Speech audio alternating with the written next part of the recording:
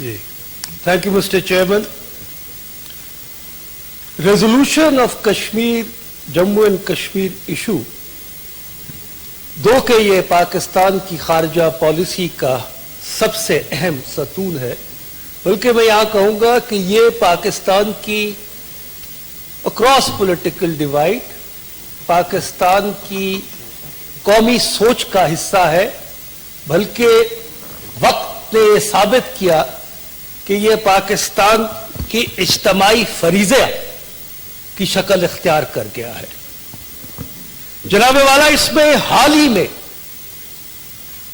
दुनिया में मसला कश्मीर जो इंडियन गवर्नमेंट और खासतौर पे प्राइम मिनिस्टर मोदी ने जो अपने सियासी हदाफ हासिल करने के लिए पाकिस्तान की तरफ पुलवामा वाक़ये के बाद जिस किस्म की 1971 के बाद पाकिस्तान की फ़िज़ाई हदूद पार की और उसका जो बेफिटिंग जवाब मिला, इससे पूरी दुनिया के अंदर ये वाज़े हो गया, ये मैं नहीं कह रहा, ये दुनिया के लीडिंग न्यूज़पेपर्स, चाहे वॉशिंगटन पोस्ट हो, न्यूयॉर्क टाइम्स हो, टेलीग्राफ हो, बरतानिया का इंडिपेंडेंट हो, मुख्तलिफ थिंक टैंक्स हो, जो न्यूट्रल मुबस्सरीन हैं वो ये कह रहे हैं कि ये पाक दो न्यूक्लियरी आर्म मुल्क जब तक ये खित्ता देरपा अमन इस खित्ते में मुमकिन नहीं हो सकता जब तक कश्मीर का मसला हल ना हो। और इसके हसूल के लिए जो जवाब के अंदर भी लिखा हुआ है और इस मसले को जो अक़वाम आलम की एक मल्टीलैटरल स्ट्रक्चर है दुनिया के अंदर, यूएन का, अक़वाम मुत्तहिदा का, उसके अंदर जो office of the high commission on human rights, ये पहली दफा पिछले 70 साल में 1945 में शायद यूएन 46 में लीग ऑफ नेशंस बनी थी, और जब से पिछले 1948 से ये इशू यूएन रेजोल्यूशंस का जब तक चल रहा है और अभी तक उसका हल नहीं आया, ये पहली दफा हाल ही के अंदर ये रिपोर्ट आई है जिसने एक इंडिपेंडेंट इंक्वायरी कमीशन बनाने का कहा है। तो ये पाकिस्तान हुकूमत और पाकिस्तान की बाकी जमातों का हमारा अवलीन फर्ज है कि हम इस इंडिपेंडेंट कमीशन को बनाने के अंदर इसकी लॉबिंग, इसके लिए अपनी एफर्ट्स करें, क्योंकि ये भी हकीकत है कि कश्मीर के अंदर स्पेसिफिक जो बर्बरियत हो रही है, जो जुल्म हो रहा है, जो एक तारीख दास्तान है, आज कश्मीर के अंदर तकरीबन 70% जो आबादी है कश्मीर की, वो 30 साल से कम उम्र लोग हैं, नौजवान हैं, जिसमें से आधे अनएम्प्लॉयड हैं। और ये जो स्ट्रगल है ये अब तीसरी जनरेशन में जा चुकी है।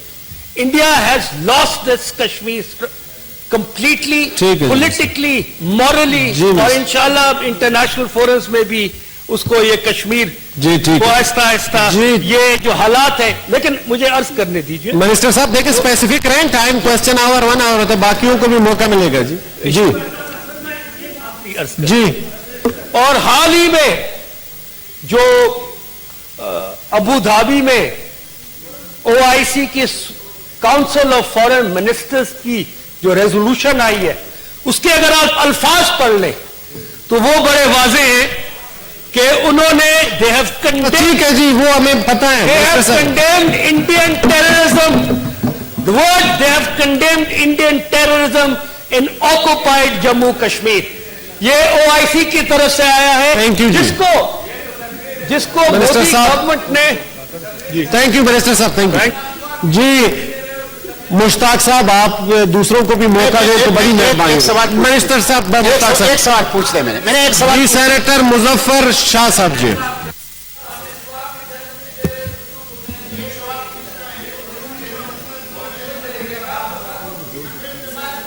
جی تشریف رکھیں جی مظفر شاہ صاحب.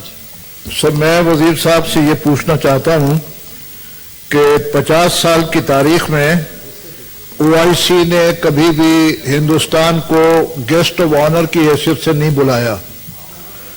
اس وقت کیا حالات ہیں جن کی وجہ سے اسلامی دنیا کے جتنے بھی OIC کے ممبرز ہیں اور پاکستان جو ان کا ایک بنیادی فاؤنڈنگ ممبر تھا، تو اس وقت کے حالات میں کیا محسوس کیا گیا پاکستان کے نقطہ نگاہ سے کہ OIC نے گیسٹ آف آنر ہندوستان کو کیا کیا اور اس کے فال آؤٹ پاکستان کی خارجہ پالیسی پہ کیا ہوں گے؟ جی منسٹر صاحب اسپیسیفک کریں پلیز، جواب دیں. جی بتا دیے. جی منسٹر صاحب. اجے سر، مختصراً OIC کی جو یہ ریزولوشن ہے اس نے یہ پاکستان میں یہ بحث نہیں ہو رہی بلکہ ہندوستان میں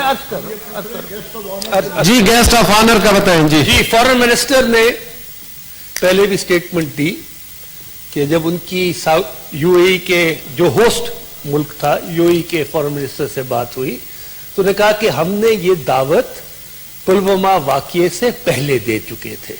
اگر یہ پلوامہ واقعے کے بعد ہوتا تو ہم بالکل ان کو دعوت نہ دیتے، اور یہ ایک سفارتی آداب کے خلاف ہے کہ ہم ایک دفعہ دعوت دے چکے ہیں.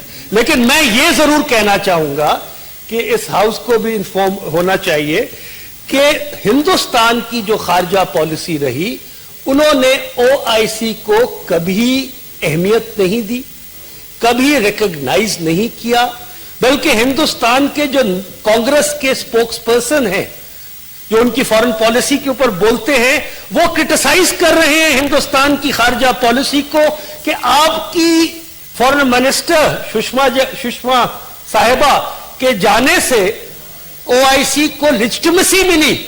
آپ نے جا کے اس فورم کو لیجٹیمیسی دی اور اس کا جواب آپ کو اس OIC کی ریزولوشن میں ملا. ہندوستان میں ہو رہا ہے ان کی فارن پالیسی. سینیٹر رخسانہ